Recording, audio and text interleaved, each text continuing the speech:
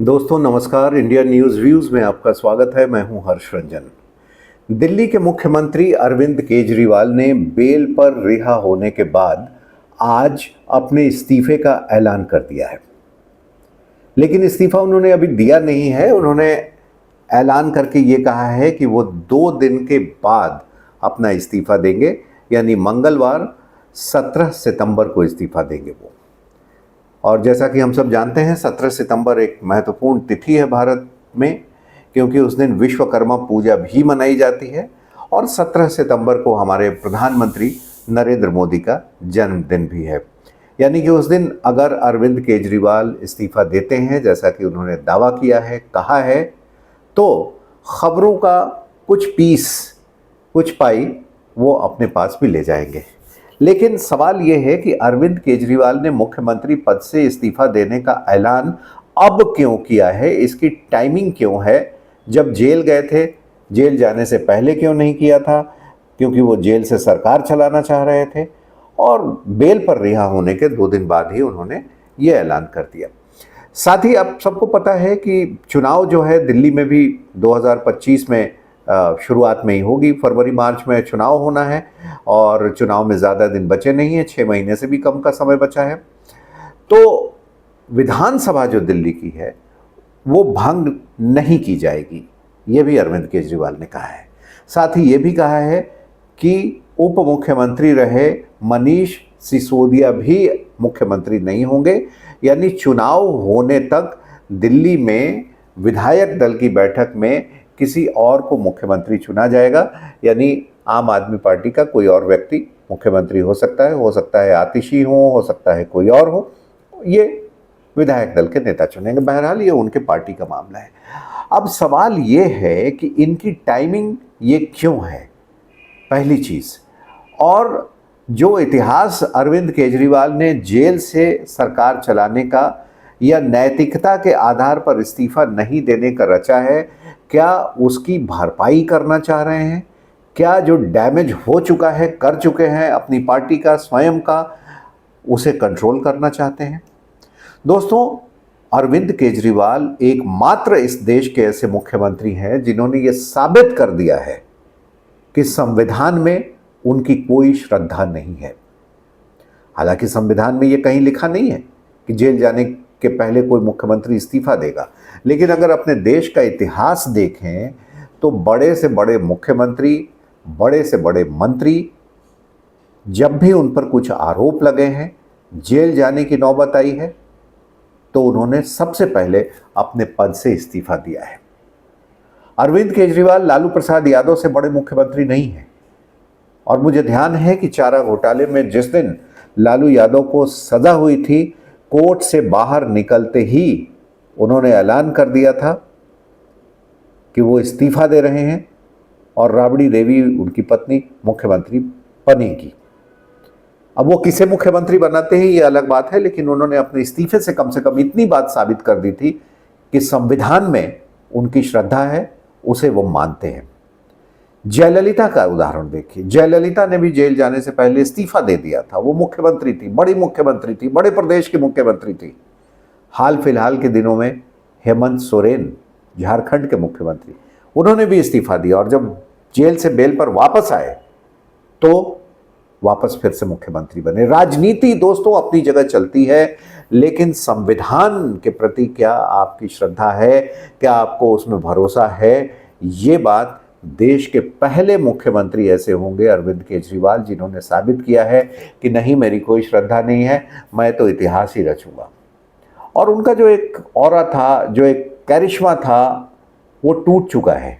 वो अब सिर्फ और सिर्फ, आप सबको पता है, दिल्ली की जनता को पता है, देश की जनता को पता है कि वो एक नौटंकी साबित हो चुके हैं। बल्कि यूं कहें कि उन्होंने खुद ही नौटंकी साबित कर दिया है। एक अलग पार्टी होने का दावा करने वाले, एक भ्रष्टाचार के घोड़े पर सवार होकर उसे दूर करने का दावा करने के साथ जो व्यक्ति राजनीति में आया, उसने खुद ही क्या किया, कैसे किया, कितना झूठ बोला, ये सबको पता है। अब रही बात कि इनकी ये टाइमिंग क्यों है। दरअसल है क्या कि कोर्ट ने जो बेल दी है उसकी जो शर्तें हैं उसके हिसाब से एक तरीके से कहे कि कोर्ट ने ही इनको मुख्यमंत्री पद से हटा दिया। कोर्ट के आदेश में यह स्पष्ट रूप से कहा गया है कि ये मुख्यमंत्री कार्यालय नहीं जाएंगे, किसी भी कागज पर दस्तखत नहीं करेंगे, कोई भी मुख्यमंत्री के तौर पर फैसले नहीं लेंगे। किसी भी मुख्यमंत्री से भाई साहब अगर ये 3 काम ले लिए जाएं कि वो अपने कार्यालय नहीं जा पाएगा, कोई दस्तखत नहीं कर पाएगा, मुख्यमंत्री के तौर पर कोई बड़े फैसले नहीं कर पाएगा, गवाहों को प्रभावित करने की कोशिश नहीं करेगा, हर व्यक्ति से वो मिल नहीं सकता है, तो एक तरीके से मुख्यमंत्री रहने का फायदा क्या है। लेकिन अगर यही काम जेल जाने के पहले इन्होंने किया होता तो मुझे लगता है कि जनता के बीच में इनकी छवि और बढ़ती। लेकिन अब ये एक तरीके से डैमेज कंट्रोल करने वाली बात हो गई है। अब रही बात कि क्या हरियाणा चुनाव को देखते हुए इन्होंने इस्तीफा देने का फैसला किया है, क्योंकि आप देखिए कि पिछले 10 दिन का घटनाक्रम क्या है। पिछले 10 दिनों में लगातार कांग्रेस के साथ इंडी गठबंधन के तहत हरियाणा में सीटों का बंटवारा होना था, जिस पर कांग्रेस और आम आदमी पार्टी के बीच लंबी लंबी बैठकों का दौर चला, लेकिन अंत में कोई नतीजा नहीं निकला और हरियाणा की सभी 90 सीटों पर आम आदमी पार्टी ने अपने उम्मीदवार खड़े करने का फैसला किया। तो जो लड़ाई कांग्रेस और बीजेपी के बीच सीधी थी, क्योंकि जजपा इस बार वहाँ कोई खास है नहीं, INLD भी एक तरीके से हाशिए पर ही है, तो क्या आम आदमी पार्टी अपने सभी उम्मीदवारों को उतार कर ये सुनिश्चित करना चाहती थी कि कांग्रेस का वोट कटे? क्योंकि जाहिर सी बात है कि वो देश में इंडिया गठबंधन के साथ हैं तो कांग्रेस के ही वोट कटेंगे, बीजेपी के तो वोट कटेंगे नहीं। तो क्या ये बीजेपी को फ़ायदा पहुंचाने के लिए उन्होंने किया कि हम अब मुख्यमंत्री तो वैसे भी नहीं हैं, क्योंकि हम कोई मुख्यमंत्री का काम ही नहीं कर पा रहे हैं, तो एक तरीके से जनता से सिंपैथी ले ली जाए और अपना पूरा का पूरा फोकस जो है वो हरियाणा चुनाव पर लगा दिया जाए। क्योंकि सबको पता है कि जिस तरीके से दिल्ली में आम आदमी पार्टी का एक आधार है, मजबूत आधार है, पंजाब में इनका आधार था, इस पैमाने पर हरियाणा में इनका कोई आधार नहीं था। 2019 के चुनाव में भी हमने देखा, जबकि 1% से भी कम वोट मिला था, और लोकसभा चुनाव में भी देखा कि कुरुक्षेत्र से इनके उम्मीदवार, जो एकमात्र सीट इनको गठबंधन के तहत मिली थी, वो ये सीट हार गए थे भारतीय जनता पार्टी से। तो इनका कोई मजबूत आधार है नहीं। तो क्या अरविंद केजरीवाल इस्तीफा देकर अगले 20 दिनों में, जबकि हरियाणा में वोटिंग होनी है अगले 20 दिन बाद, वहाँ पर पूरी तरीके से फोकस करना चाहते हैं और जो भी इनके कैंडिडेट्स हैं उनके मनोबल उनका बढ़ाना चाहते हैं? क्योंकि हरियाणा के अंदर अगर आप देखें तो कोई बहुत बड़ा आम आदमी पार्टी का नेता है नहीं, और अगर अरविंद केजरीवाल स्वयं वहाँ चुनाव प्रचार के लिए अगला 20 दिन भी दे देते हैं तो मुझे लगता है कि ये काफ़ी हद तक कांग्रेस को नुकसान पहुँचाएंगे। अब ये अलग बात है कि इनके इस फैसले से इंडिया गठबंधन के भविष्य का नेशनल लेवल पर या दूसरे प्रदेशों में क्या होगा, दूसरी पार्टियां जो गठबंधन की हैं वो इन्हें कैसे देखेंगी। अब तीसरी बात ये जान लीजिए कि मुख्यमंत्री दिल्ली के जो हैं श्रीमान अरविंद केजरीवाल जी, उनका अपना होम टाउन भी हरियाणा ही है। दरअसल वो हिसार के रहने वाले हैं, लेकिन उन्होंने अपनी राजनीति हरियाणा से की नहीं। लेकिन क्या हिसार के होने का फ़ायदा वो इस बार लेना चाहते हैं, ये भी एक बड़ा सवाल है। क्या आम आदमी पार्टी हरियाणा में अपनी जड़ों को फिर से मजबूत करना चाहती है? लेकिन जो दाग उन पर लग चुके हैं बेईमान कहलाने का, भ्रष्टाचारी कहलाने का, वो दाग इतनी आसानी से धुल जाएंगे? और अरविंद केजरीवाल के लगातार हरियाणा में अगर वो चुनाव प्रचार करते हैं तो क्या बीजेपी और कांग्रेस दोनों की वो टेंशन नहीं बढ़ाएंगे? वैसे भी इस बार 2019 वाले देखिए हालात है नहीं, क्योंकि लोकसभा चुनाव हो चुका है और लोकसभा चुनाव में इस बार बीजेपी को थोड़ा झटका लगा है, और ख़ास तौर पर हरियाणा के अंदर अभी पिछले 10 साल से चूंकि बीजेपी की सरकार थी मनोहर लाल खट्टर की, ऑलरेडी एक एंटी इनकम्बेंसी फैक्टर जो है बहुत तेजी से वहां काम कर रहा है और वहां के लोग एक तरीके से बीजेपी से ऊब चुके हैं, मनोहर लाल खट्टर से ऊब चुके हैं।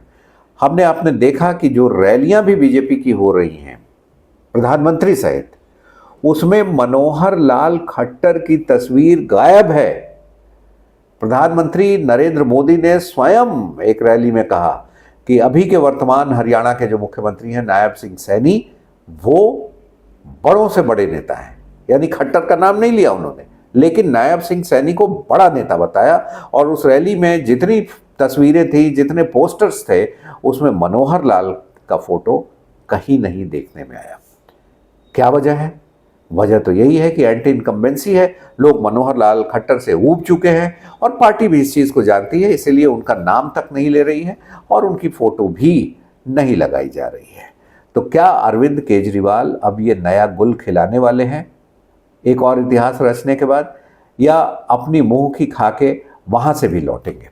और यहाँ ये बात बहुत इम्पॉर्टेंट है कि अगर अरविंद केजरीवाल हरियाणा में ज़ोर शोर से अगले 20 दिन चुनाव प्रचार करते हैं और इसके बाद भी इनके किसी कैंडिडेट की जीत नहीं होती है, या 3-4 सीटें आसपास वाली अगर मिल जाती हैं 90 में से जो दिल्ली एनसीआर से सटी हुई हैं, क्योंकि दिल्ली एनसीआर में आम आदमी पार्टी की थोड़ी सी पहुंच है, थोड़ा जनता के बीच में उनकी पहचान है, तो भी वो इनकी हार मानी जाएगी हरियाणा में।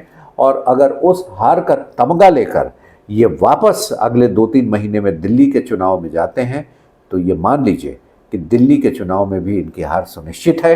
एक तरीके से हम ये कह सकते हैं कि 2013-14 में उदय होने के बाद 10 साल में अरविंद केजरीवाल ने जिस तरीके से शासन प्रशासन किए हैं, जनता उससे बहुत ज़्यादा खुश नहीं है और इसका असर हर चुनाव पर देखने को मिलेगा, जो हमने अभी लोकसभा में देखा और अब विधानसभा चुनाव में भी हम देखेंगे।